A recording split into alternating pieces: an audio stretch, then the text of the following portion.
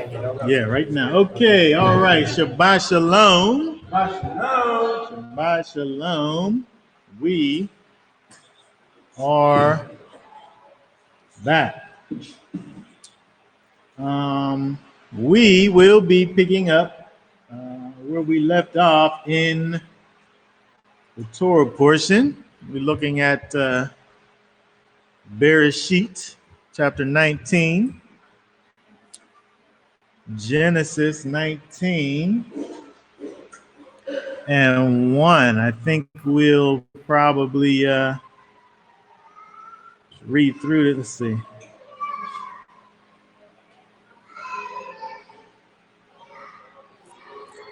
Let's read. We might as well just read through the whole thing. Go back. Is that door open? Loud over there. Okay.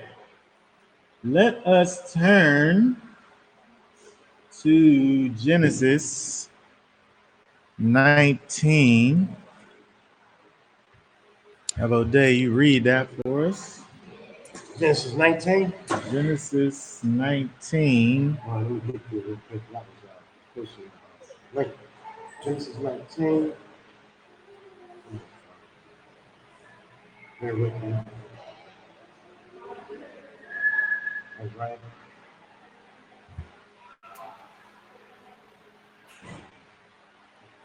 What verse? Just starting at the first verse. We're going to read the whole chapter. Hallelujah. And the two messengers came to Sodom in the evening, and Lot was sitting in the gate of Sodom. And when Lot saw them, he rose up to meet them. And he bowed himself with his face towards the ground.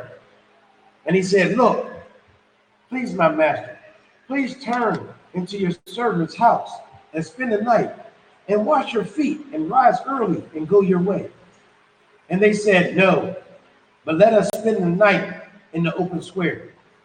But he urged them strongly, and they turned into him and came into his house. And he made them a feast, and baked unleavened bread, and they ate. Before they lay down, the men of the city, the men of Sodom, both old and young, all the people from every part surround the house. And they called out to Lot and said to him, "Where are the men who came to you tonight? Bring them out to us, and let us know them." So Lot went out to them through the doorway and shut the door behind him and said, "Please, my brothers, do not do evil. Look, please, I have two daughters who have not known a man. Please, let me bring them out to you, and do to them as you wish. Only do no deed to these men, because they have come under the shadow of my roof." But they said, "Stand back." And they said, "This one came into sojourn, and should be he always judged? Now we are going to treat you worse than them." So they pressed hard against the man, Lot, and came near. But the men reached out their hands and pulled Lot into the house with them and shut the door. Then they struck the men who were at the doorway of the house with blindness, both small and great, and they wearied themselves to the door. And the men said to Lot, "Have you anyone else here, a son-in-law, and your sons and your daughters, and whom you have in the city? Bring them out of this place. For we are going to destroy this place, because the cry against them has grown great before the face of Yah. And Yah has sent us to destroy it." And Lot went out and spoke to his son-in-law, who had married his daughters, and said, "Get up, get out of this place, for Yah is going to destroy this city." But to his son-in-law, he seemed to be as one joking. And when morning dawned, the messengers urged Lot to hurry, saying, "Get up, take your wife and your two daughters who are here, lest you be consumed in the punishment of the city." And while he loved, the men took hold of his hand and his wife's hand, in the hands of his two daughters. Y'all having compassion on him, and they brought him out and set him outside the city. And when it came to be, when they had brought them outside, that he said, escape for your life. Do not look behind you, nor stay anywhere in the plain. Escape to the mountains, lest you be consumed. And Lot said to them, oh no, God. Look, please, your servant has found favor in your eyes, and you have increased your loving commitment, which you have shown me by saving my life. But I am unable to escape the mountains, lest calamity overtakes me and I die. Look, please, this city is near enough to flee to, and if it's small, please let me escape there. Is it not a small matter? And let my life be saved. And he said to him, look, I have favored you concerning this matter also, without overthrowing the city for which you have spoken. Hurry, escape there, for I am not able to do any deed until you arrive there. So the name of the city was called Zoar. Zoar. The sun had risen upon the earth when Lot entered Zoar. And Yah raised sulfur and fire on Sodom and Gomorrah from Yah out of the heavens. So he overthrew these cities and all the plain and all the inhabitants of the city and what grew on the ground. But his wife looked back from behind him, and she became a post of salt, or pillar of salt. And Abraham arose early in the morning and went to the place where he had stood before Yah. And he looked towards Sodom and Gomorrah, and towards all the land of the plain. And he looked and saw the smoke of the land, which went up like smoke of a furnace. Thus it came to be, when Elohim destroyed the cities of the plain, that Elohim remembered Abraham and sent Lot out of the midst of the overthrow, when he overthrew the cities in which Lot had dwelt. And Lot went up out of Zoar and dwelt in the mountains, and his two daughters were with him, for he was afraid to dwell in Zoar. And he and his two daughters dwelt in the cave. And the firstborn said to the younger, our father is old, and there is no man on the earth to come into us, as is the way of all the earth. Come, let us make our father drink wine and lie with him, so that we preserve the seed of our father. So they made their father drink wine that night. And the firstborn went in and lay with him, her father. And he was not aware of it when she lay down or when she arose. And it came to be on the next day that the firstborn said to the younger, see, I lay with my father last night. Let's make him drunk. Let's make him drink wine tonight as well. And you go in and lie with him, so that we keep the seed of our father. So they made their father drink wine that night as well. And the younger arose and lay with him. And he was not aware of it when she lay down or when she arose. Thus both the daughters of Lot became pregnant by their father, and the firstborn bore a son and called his name Moab. He is the father of the Moabites to this day. And the younger, she also bore a son and called his name Ben-Ami. He is the father of the children of Ammon to this day. Yeah. Okay. Very good. Okay, so let us go back over here and look at some of these things, what we see over here in regards to Lot escaping from the judgment on Sodom. If we remember from the chapter 18, the Most High and these two angels went and visited with Abraham in his tent and let Abraham know that he was going to go and destroy this city, but Abraham was able to allow Lot to be spared. So these two angels were going in um, with the intention on getting Lot. They were going to meet him anyway. But we see over here, if we look back in verse 1, where it says that now the two angels came to Sodom in the evening as Lot was sitting in the gate of Sodom. So when we look at this, it seems as if Lot, he's been over here with these people for so long. It seems as if potentially he holds some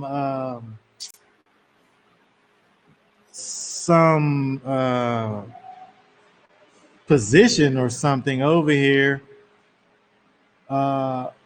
in this land, where it says he's sitting in the gate. I don't know if anybody has any thoughts about this, about Lot here, where it says that he is sitting in the gate of Sodom. What that could potentially mean.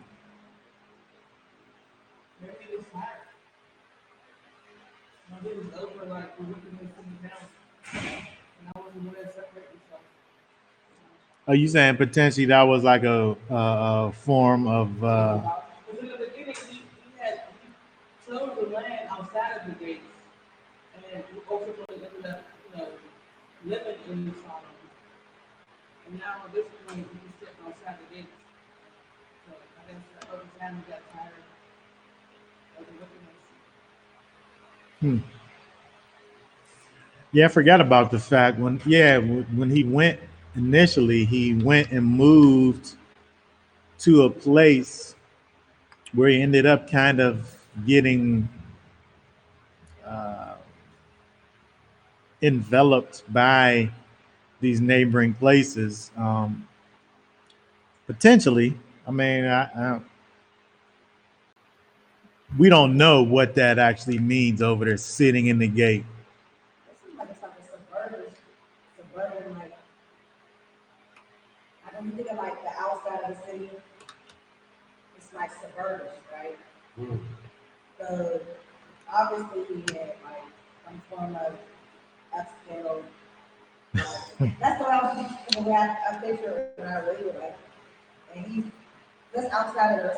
That's like you coming past him at the end. He's trying to stop him from. Yeah, but I'm saying, is he like the gatekeeper or something like? Like, what's he doing over there? He could have been a gatekeeper, I would say that. Maybe that was his position, and he had that type of status. There's three definitions here. It says the gate, the entrance, the gate in the marketplace, or public meeting place, or the gate of a palace, royal castle, a temple, or the tabernacle. So I was thinking like, because he was this house, he had said, look, if my master's 3 servants to the servant's house and spend the night. I was thinking like he lived outside of, like he lived more like, I said, like suburban. I'm just thinking some suburb, that's like where it is now. He was trying to stop them from going in. That's what I think. I would say he was trying to stop them from going in. When you look at this little phrase here, sitting at the gate, kind of does have like idiomatic significance, where it could potentially be about a position where he is kind of standing there. The only issue is when you look at verse 9, look at verse 9 where it says, but they said, the men, stand back. And they said, this one came in to sojourn, and should he always judge? So one or two things could be happening. Either they could have some type of ill feelings about the fact that he is kind of like an outsider who ended up having this position of status, or he don't really have any status at all. So you can't really, it's hard to really say if he has like an official place over there. But what we can say is that he is, whether it's an official capacity or not, he's kind of standing guard as people go by. And so I want to real quick add this to the situation over here. If we look over at Second Peter chapter 2. 2 Peter 2:6. Read from verse 6 down to verse 9. 2 Peter 2:6. You out here? All right. Read down to verse 9. Verse 9. 6 through 9. 6. Verse 2, right? Chapter 2, verse 6 through verse 9. All right. And having reduced to ashes the cities of Sodom and Gomorrah, condemned them to destruction, having made them an example to those who afterward would live wickedly, and rescued righteousness, and rescued righteous Lot, who was oppressed with the indecent behavior of the lawless. For day after day, that righteous man dwelling among them tortured his righteous being by seeing and hearing their lawless works. Then Yah knows how to rescue the reverent ones from trial, and to keep the unrighteous unto the day of judgment, to be punished. Okay, so if we pay attention to what Peter has to say about Lot, he says that he calls him righteous. He calls him a righteous man that was tortured by the acts of these people, in this place where he was. So when we look at, going back over here,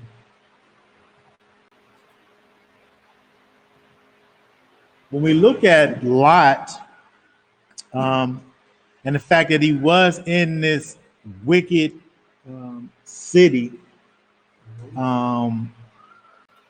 this is where he dwelt. When we see him sitting over here in the gate, it seems as if potentially he kind of, like, this is what he does, knowing the wickedness of these people, catching passersby. I'm just making this up, but it seems like this is what's going on. Catching passersby, warning them, and being the first person that meets people that are passing by, because of the fact that you have these people that are utterly wicked in this town. In this place where he lives. Sometimes, we think about the fact that you have this Lot, who's called righteous Lot. How is it that he could even just bring himself to be in a place where, it's just utter wickedness? It's not as if he didn't have the potential to go anywhere. right? Because when he went, he left, his uncle, basically gave him land, a place to be at, and things to go to sustain himself. So it wasn't like he was this destitute individual. He was staying in this place, um, for whatever reason. But there was a type of separation between him and, these everybody else, because of the fact that, I'm basing that on the fact that Peter over in Second Peter is calling him righteous Lot. So we can't think about Lot in a way of, what is this man doing in this place with these people?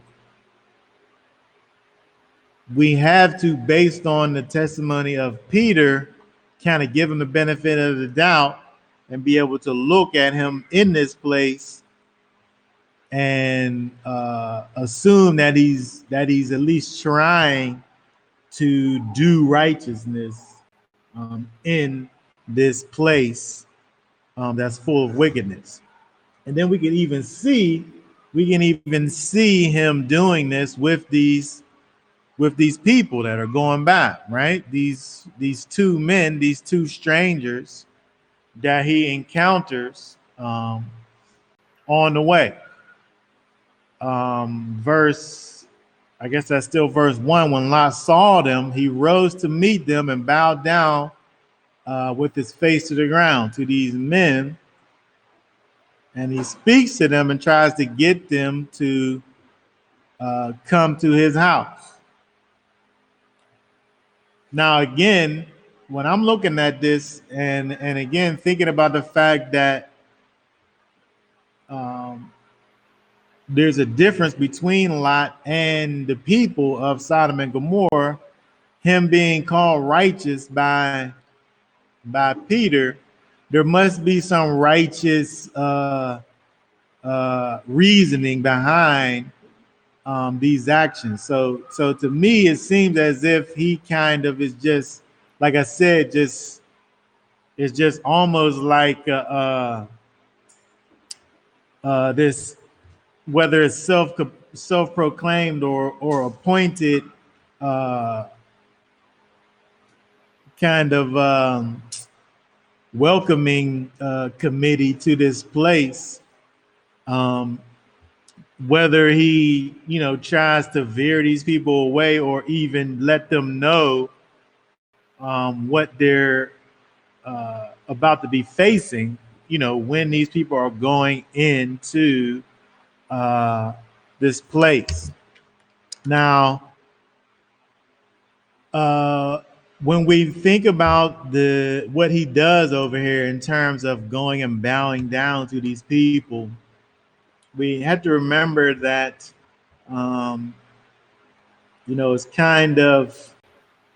it's not irregular behavior for,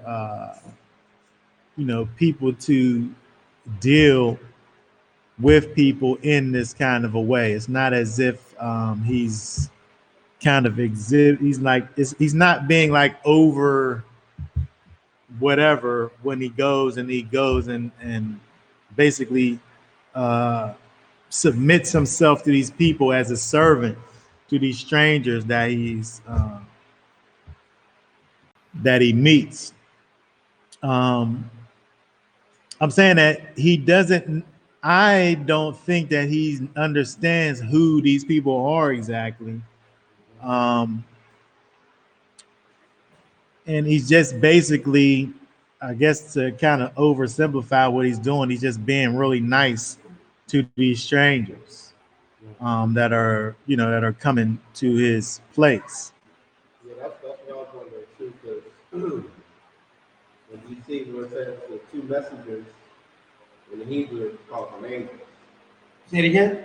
Yeah. It says the messengers. Yeah, They're angels. of course. That's how it says. So it's like maybe they were presenting themselves. Because I'm like, And how as you're going through it, he said he's at the gate, and he's seeing what's coming in and going out. Mhm. He just I don't think he run up to everybody. If everybody, most people wicked, or it's like I don't think like why would he submit himself or to present himself in that manner if these individuals that came were differentiated from the regular happenings, the people coming in and out from Solomon. Well, I think we can see that they're messengers as far as hearing the story, but I don't know that we know that Lot knows who they are. I assume that says, let's see what that says over here. This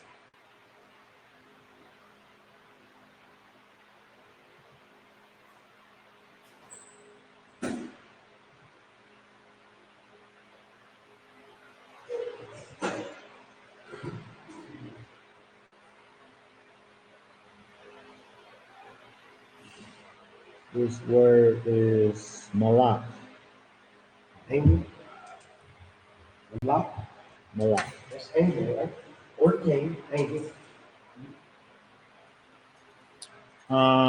Dispatched as a deputy messenger, specifically of Elohim, that is an angel, prophet, priest, teacher, ambassador,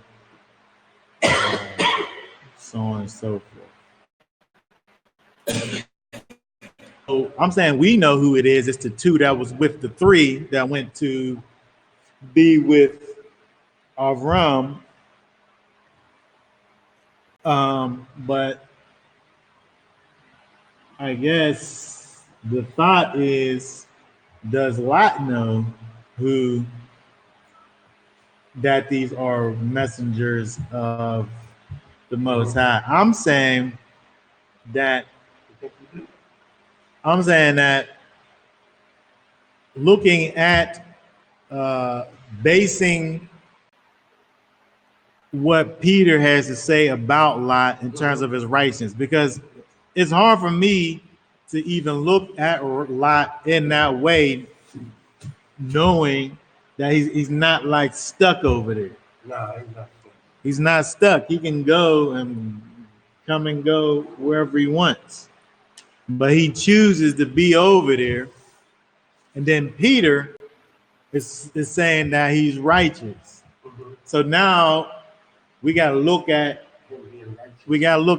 what Peter's saying, and then try to figure out like why does he have this designation? He must have been working in righteousness over there.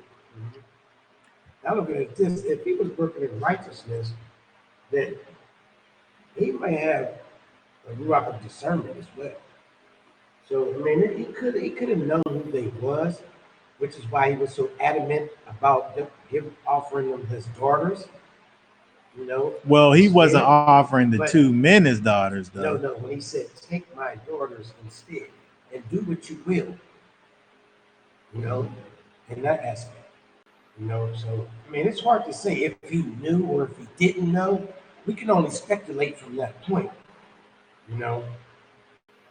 But me, if he was a man of God, then personally, me, I believe he did know. I believe he did know because the nervousness around it, resolved around everything, how he was trying to protect them. Well, I think my only problem is that if I know these two individuals are angels, then they don't need protected. If they're just regular men, then that's one thing. But if we're talking about these being messengers from the Almighty, who am I to sit up there and protect them? Well, that's just being a typical Hebrew. Like, for example, my brother Mike. I know what he's capable of doing. So when we in the streets and someone wants to do something to him, just by me being his brother and knowing who he is, I'm going to try to stop them for a reason. Hey, listen. They don't have to be all like that. Do this instead. Knowing that my brother can protect himself. But it's in my nature to even speak on it because it's my household. it's my household that they're disrespecting. So it's only right that I speak on it, whether I know they can protect themselves or not. You know, but just out of respect. Yeah. Well, it seems as if, to me, there is kind of a disconnect, and it seems as if there is a point where he does kind of, I mean, as far as when I'm looking at it, it seems like he goes over and above whenever he gets to the place of offering up the daughters to save the two men. And for me, I mean, I don't even know what to think about that, because if I first of all, if I know that they're angels, if I know that they're messengers from the Almighty, I'm saying I'm not going to be trying to protect them. But above that, if I know that they're messengers from the Almighty, I'm certainly not going to hand over my daughters like instead of these messengers. But at the same time, if they're just regular men, I'm not doing it either. Like that for me is the part where I kind of get like, I don't know what's going on. I can't understand that part of it. Even when we look at the society where there was kind of, there was kind of a lesser esteem um, with women. But I'm saying even with that being the case, you still wasn't necessarily just giving your daughters over to wicked people. I mean, it just. I mean, that's normal, but Lot did it. I think that. I think it's highly, to me. Yeah. I think his mindset, this was my opinion, I think his mindset was, I mean, clearly they feel like, the leader said he was righteous. I always felt like his mindset was, he knew that it was going to be, like it's material about to be destroyed, like your whole, his housing, he was broken, right? A lot of that, like, he was broken. Like, I think that he was more so thinking on a material aspect of, once they go in, and then once the angels see how these people are, that's all they can see. Like I believe that he felt his spirit that it was a judgment, and he would have lost. He didn't lose anyway. I think that's what. Wait. I don't think he care about. I don't think his mind was even on the fact that I'm about to give my daughters to these evil people at the time. I think his mind was straight on the overall loss of the angels knowing this is what's going on. It's not to carry on in this time. He was just trying to like protect that. Another thing, it opens up another door too, because a lot of people don't want to go there, but they even know they're topic. But just knowing the fact that these men wanted to know them, Right. and we know what know him means in scripture. They wanted to sleep with them. They wanted to sleep with them, but they didn't know.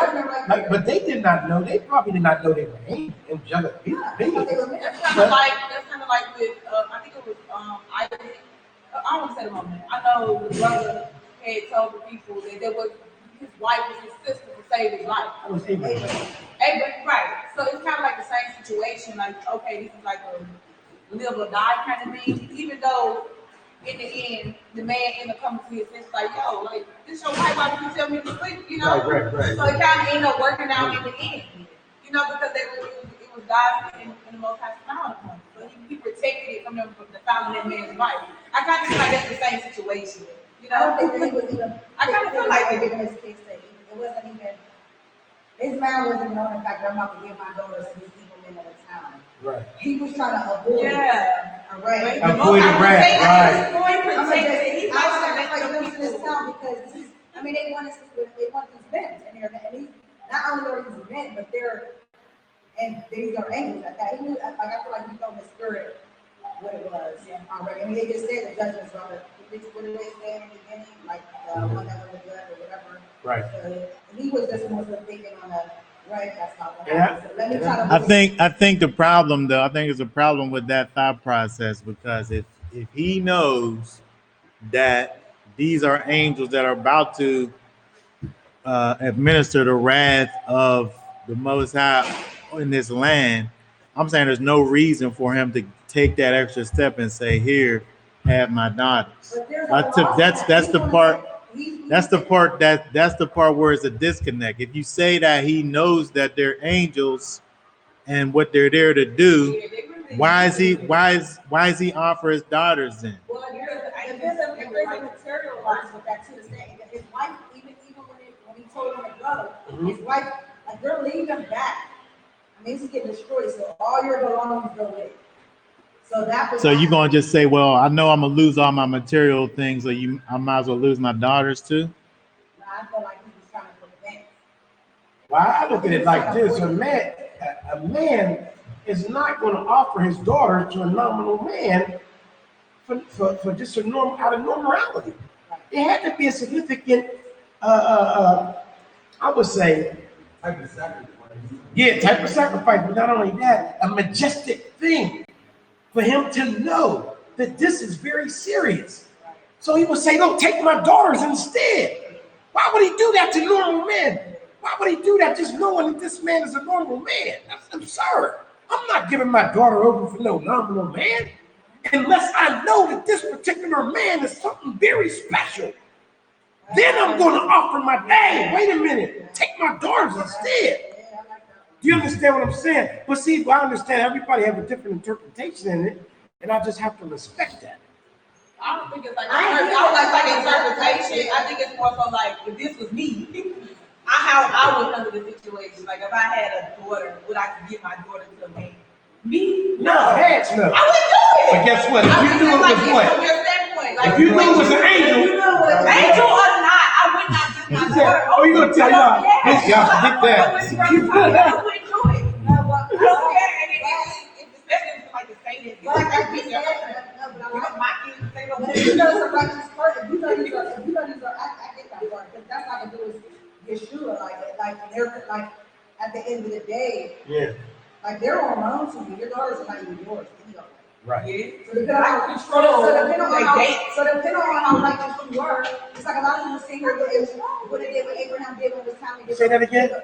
You said the key word. Well, he was already righteous Lot, right? Yeah, depending on how. So he already was in that Yeah, mindset. depending on how righteous you are, the people do it because everybody when they did what Abraham did when he said you gotta sacrifice Isaac. That was a lot of people sitting there would be like, oh no, I couldn't. That's my only child too. Like my But you're basically, I would not do it. you're basically something else out like no, I can't do them. I can't do It's too much for me to bear. There's too much for us to bear. Like, So it's too much for me to bear. I can't bear sacrificing my only child. And he is my only child. And he's a boy. I couldn't do it. But listen though, if you're walking in righteousness, we got to understand this. He wasn't walking in a carnal man. He was righteous. I mean, it describes him walking in the righteous man. So by him walking in the righteous man, there's a lot of principles that he's already accustomed to. Right. So people that say it's going to be a limit, I mean, it's all where your righteous man is at. Or you got to in your walk, or you feel like, I'm not going to sacrifice my kids for the most high, or anything if it's not working. It's just all of where your mindsets at. Because this thing, if he was in a carnal man, he wouldn't have gave his daughters up at all. But Anybody never forget you. I know, but the thing is that he wasn't. It wasn't like he was offering his daughters to the Most High, though. No, he wasn't offering to the Most High. He was offering to the men, as he told them. He wanted the angels to lay with them. Let them play with the angels and these men and live out just let them go to. How is someone going to do it? That's how we keep saying. But you know what? See, that changes the situation. You know? Hey, the funniest thing is. Like he was trying to keep from preventing an unrighteous act by being like, okay, let me provoke you to good works. Like, brother, you should be looking at the men like It's not that. even I understand that now. It's an unrighteous act on these angels.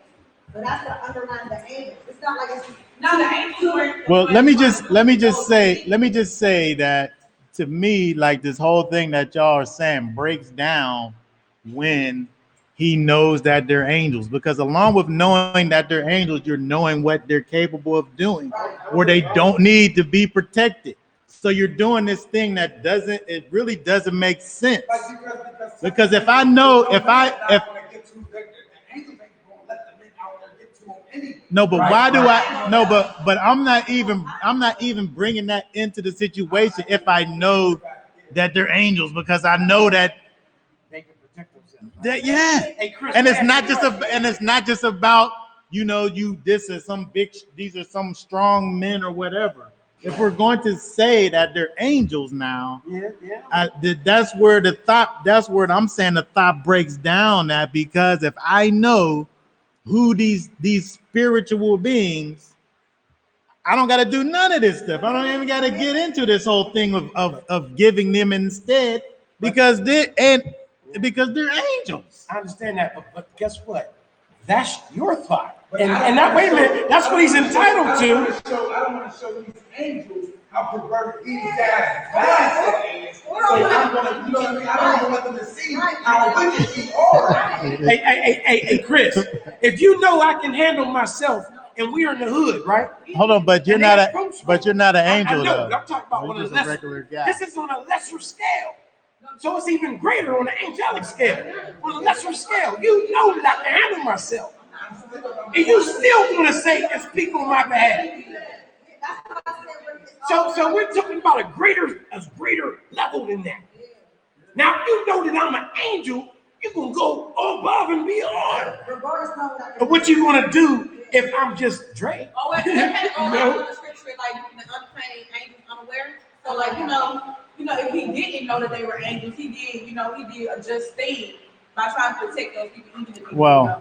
Even if he didn't know. I'm saying But that I still don't think I could've I'm done saying it. that if he's trying to save them, yes, that's one thing. Yeah, But if he's trying to save them by sacrificing his daughter to some sodomites, it don't matter how you sit up here and try to justify it. It's not as if he's doing a righteous thing to save these angels. Like he's doing this wicked thing to save the angels. Like there's a breakdown right there. That's all I'm saying. They just nasty. I don't agree with that. And How's it? And you're entitled to that. Wait, how's it You're not? entitled to it. Wait, which part's not wicked? You're saying it's wicked that he was telling her to sleep with his daughter. Yeah, he wasn't talking about we're talking about, okay, if we go down, What's wrong with sleeping with a man? hold on. I'm gonna answer your question fully. Let's go over here to the thing. Because over here, it wasn't just talking about two men who came to the thing and each of them was going to take a man. It was every man. It said all the men, young and old. Just go ahead and get it. They want to go. Yeah. So how's that not wicked? That's wicked. Okay, that's all. It wasn't about just here have them lawfully in marriage. Like I'm married, okay. Now listen, the funny thing is, this is what I'm saying. Everybody have a different interpretation and they're entitled to it because we don't know for a fact. We can't just say for a fact. This is written in concrete. But anyway, it's funny because we was talking about this yesterday over my friend's house, right? And the concept of LGBT came up. And they was talking about Sodom and Gomorrah. No, they didn't. The Most High didn't destroy it because of that. I said, why didn't they? I said, even they wanted to sleep with the angels. I said, the man offered his daughter to. I said, so if they just wanted to talk, they just want to get to know them. I said, well, talk to them? I said, are you crazy? You're trying to justify. Right, so, but you gotta understand the mindset that these people was talking, because they were trying to justify their homosexuality. Yeah. So I was trying to point out to them. I said, and if you do some research, if I'm not mistaken, not too long ago, they went to the area of Sodom and they found sulfur up under the ground. Big large scorching like sulfur that still sits there. They found a pillar of salt, which is not far from that, in the form of a human being. So you have to understand those things are very real. They happen. They happen. You understand? Because no other place around there where it got sulfur, burning sulfur, like aftermath, debris type stuff up under the ground. So I'm telling them that this stuff did happen. So when y'all say the Bible was fake, I said it's fake to y'all because y'all don't understand it. And because It contradicts the Right. lifestyle. It contradicts the lifestyle, right? They don't want to, give up their voice.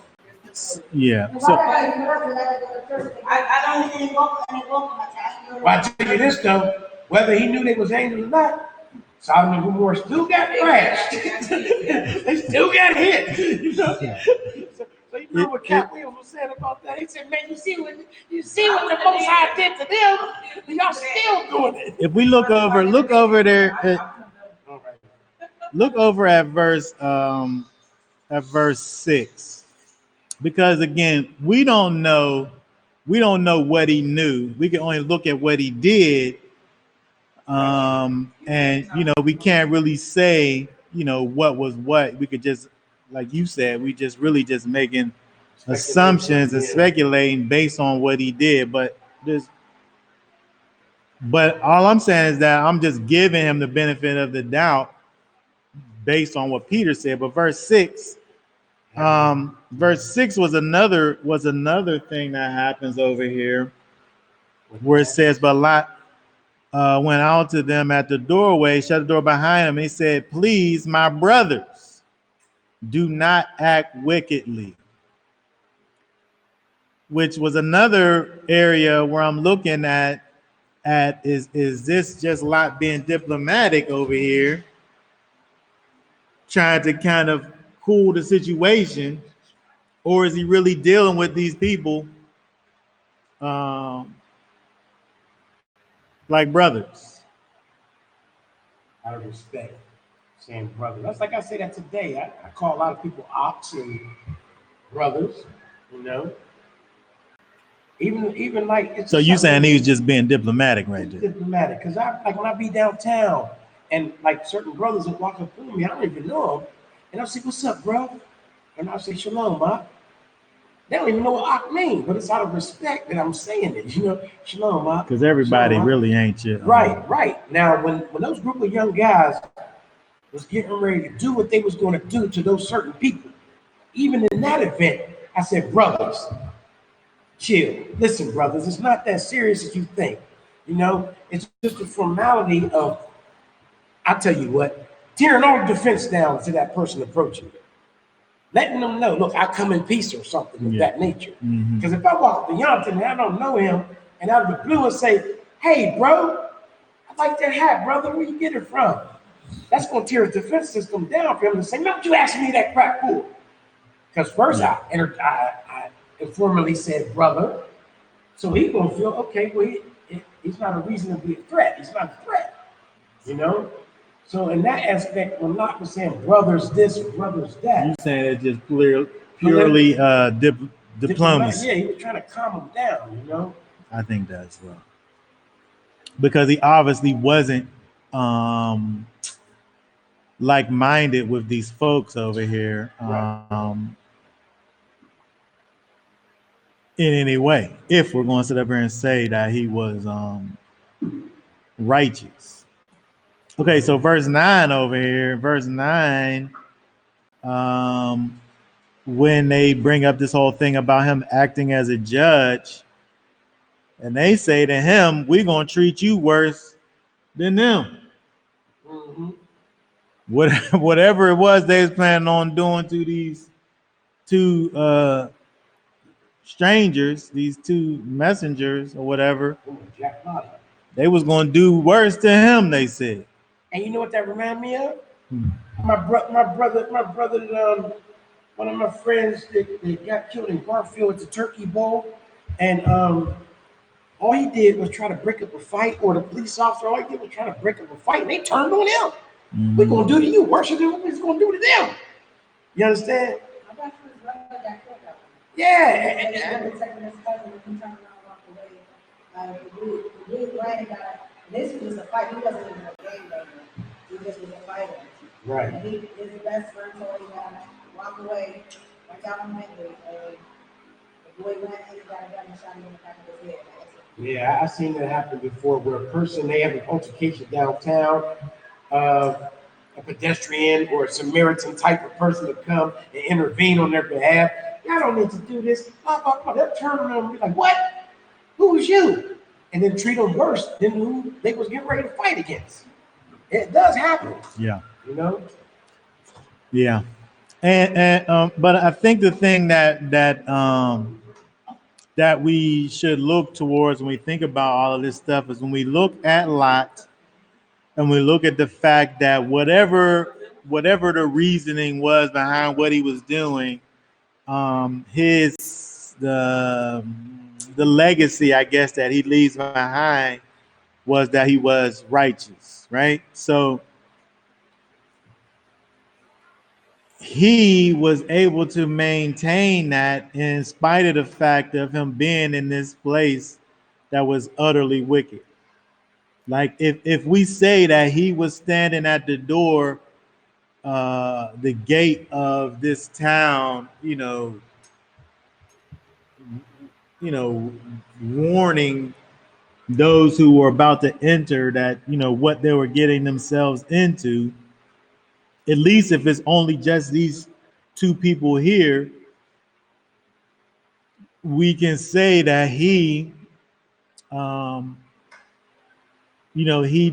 desired for righteousness to stand.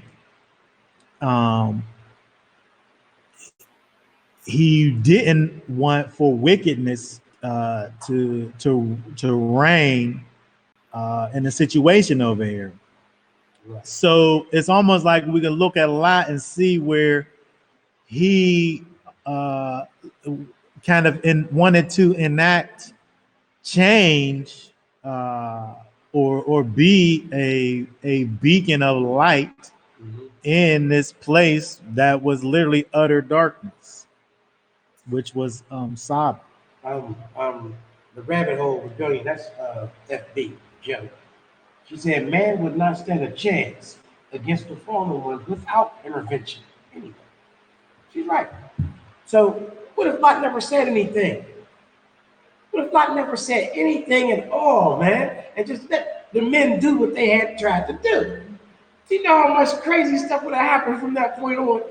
And how people would still view him if he wouldn't have said anything. You know, Okay. things You would know they could go there and do their man. right. Things wouldn't have happened in order, though. Things wouldn't have happened in order because all that destructiveness would have happened immediately. You touch an angel and try to bend them over, and then what the heck? Boom! You know what I'm saying? I think that we know that based on what they said, they were going to get him to safety before they did what they was going to do. I mean, the people tried to come and bum rush the show, and then the angels disabled them. Yeah. Right. So they didn't allow for anything to happen outside of his timing. But I think that when we look at Lot and his desire to try to be a light in this place of darkness, it helps for us to be able to kind of look at ourselves, because in spite of the fact that he was in this place, I mean, when you think about sodomy, right? Yeah. As an act, Yeah. it's literally named after this place, Exactly. and it's not just English. It's not just English though. When you go in other languages, it's still the same thing, right? Yeah. So this place was just a place of utter wickedness, but yet and still, like, you have this individual who still was able to maintain a degree of righteousness. So when you think about, like you bring up nowadays, when we look at at the times that we are living in. I saw something the other day. Just I couldn't even believe what these people was talking about when they was talking about gender and like gender assignment. Like they were just basically saying that doctors decide what Jimmy, you gonna- what gender you're going to be. That's crazy. And like that was something that was just something that was like crazy that the doctor sit up here and calls this one a man and this one a woman, Yeah, like it's nothing, like it's nothing, man. which it doesn't make any sense. Oh yeah, determining gender when they Yeah, born or when something. Yeah, but it's like it's the doctor that's doing it though. Doctor. Yeah. Like, well, you're a man just because some doctor said that you was when you was born. Hey, but you know But what? that's the thought processes of the people in this world that we living in. Like, They just be sick and wicked. But guess what though? So here you go again, back to the Bible. What the Yeshua said. Just as it was in the day of Noah, in the end so shall it be for the Son of Man. And even though all that stuff was going on during the times of Noah, homosexuality, murder, and this and that, it's all coming back again. Just as in the day of Noah, so shall it be in the last days of the Son of Man. So all this stuff, look at it, look how they ushering in that demonic practice. They ushering in LGBT. Man, They that making thing it is seem in. like homosexuality It's here. is very fascinating and When I got my attractive. job, they told us we could not address nobody by pronouns. Don't call anybody ma'am or sir. Because they could be men standing, You have you to want to be ask called a You have to male. ask them. But even if they don't want to be called, some of them are dressed like women and are men, you still don't want to be called men. Where you work at? This is So they brought that area I know that brought a lot by. of jobs, LGBT in the work policy now, like they're actually. They say, hey man, you can't say, hey man, how can I help you? You gotta say, how can I help you? And leave it there. And I know some jobs tell you to ask them. Matter of fact, when we went to the meeting with your mom, it was like, say what you want, you have to say, like, say, miss, or like, ma'am, like, hi, I'm Nadia, what's so, I'm a ma'am. Or, remember, at that meeting with, this is a Hollywood meeting.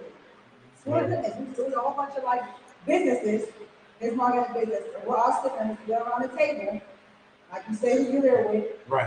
and say ma'am, or say sir. All around, like, Okay. a little small meeting amongst like. I went through that too, but I told them verbatim. I said, according to the way I live in my faith and the studying of my word, I refuse to follow the traditions of man.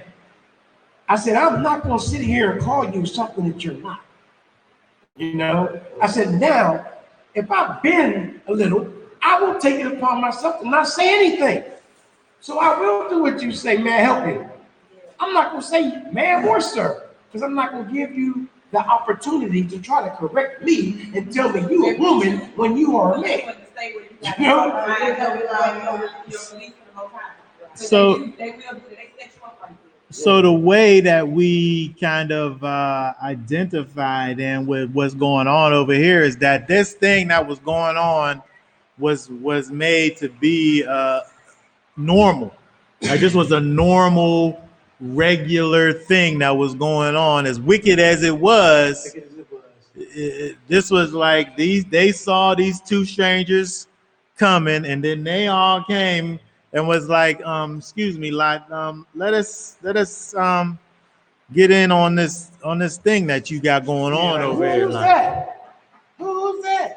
like it was just regular. Like there was Like it was regular thing. we want to know them, so open up the door, like. But it was just normal, like. But it's the same thing that we dealing with even now. And Well, know, you sit up there and look around, and you got man, people sitting up there it's crazy. arguing with you about what's a man and a woman. Right. That's why I said All these new definitions for things. That's why I said one of my quotes, and somebody got highly offended on my Facebook page, right?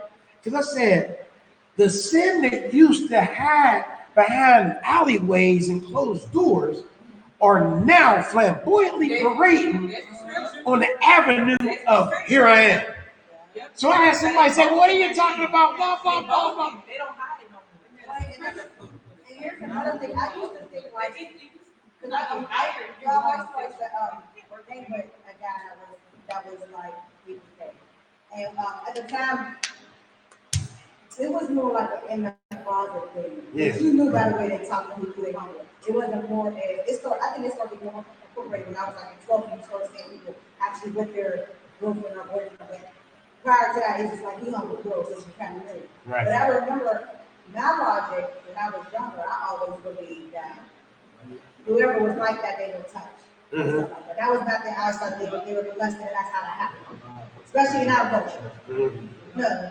But you know what, Monet? When they in the closet, they knew they wrong. But that's how the days used to be. Yeah. It was in the closet. Yeah, they knew they was It's wrong. not often I was in church, but anyway, I'm like, well, I used to always say the closet that they were touched. When I asked him, he was like, no, I never was molested ever in my life. It's a spirit. So I always thought that whoever was gay in Black culture was probably touched by an uncle or anything just happened. So that's why I always thought. Oh, okay. So, now, older now, in this time, like where I'm at right now, I see somebody was saying, like, well, some people just always been born that way. Never. Nah. So, hold on, That's not true. this is what I say. Now that I know it's a spirit, if anything is going on, but my thing is, you can't be born feminine when you're clearly a male. If Right. you were feminine, you would have made sure that your body was a woman body. There's no way that you're born and you're just feminine.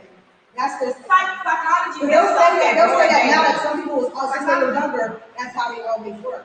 No, like they were born a boy, he's not born feminine. It's So a when learn. I was in college, I took psychology. There was this girl named Evita, right? She was like 13 and she told her parents that she liked girls. So her parents was, she thought something was wrong with the fact that she liked girls. Her parents told her, well, you're really dated. You were born a boy. You got circumcised as an infant. They chopped too much of you off, so we got your sex change. That whole being born gay thing, I did see that. that being born gay thing is out the door. And immediately psychologists have proved that that's a lie because he was brought up as a girl. Yeah. And they always go on, psychology teaches gender versus nurture versus nature. So if you naturally are a boy, you're going to be attracted to women. Right. That kills the fact that unless you know there's homosexuality. That is true. When he got grown, he changed his sex back, but he committed suicide. So that spirit, it was like too much.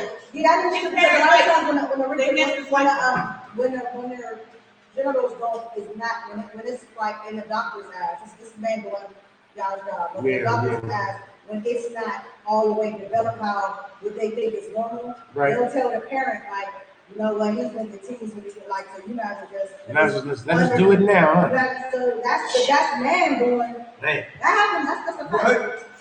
I think that the point here is that the point is that we live in a society where this thing that is against nature is normal now.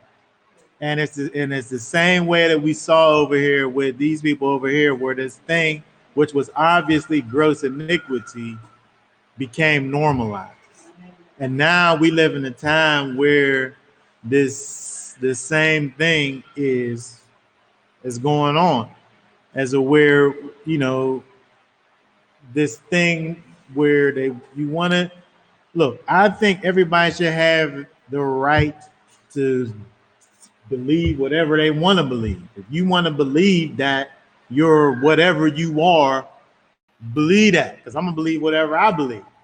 But the problem is that whenever now you're forced now to go along with it, I don't have to accept Right. But those if things we that- go along with the Constitution, let's get back to social studies.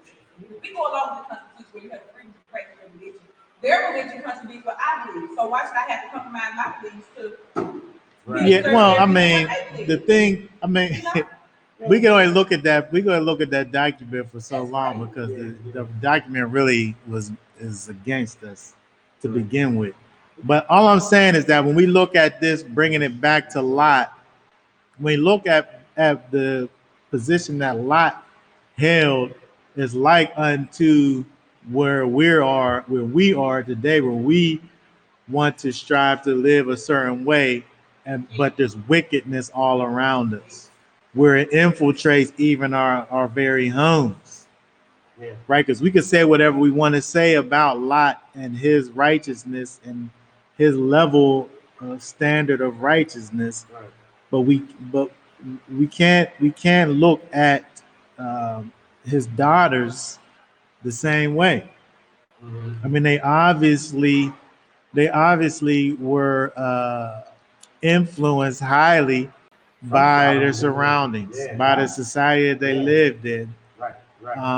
And it obviously dictated, what they ended up doing with their father. But when we think about, I'm saying, when we think about our lives today, when we look at Lot, whatever we say about what he did with the offering of his daughters, or if he knew they was angels or whatever, what was said about him after the fact was that he was righteous, right? So when we think about how we have to be in this place where wickedness is all around, where wickedness is basically rules, the things that are commonized, the things that are made to be regular, is wickedness. You can't even stand up and talk against that wickedness, because you got people now saying that you're wicked for calling them wicked. Everything's turned upside down.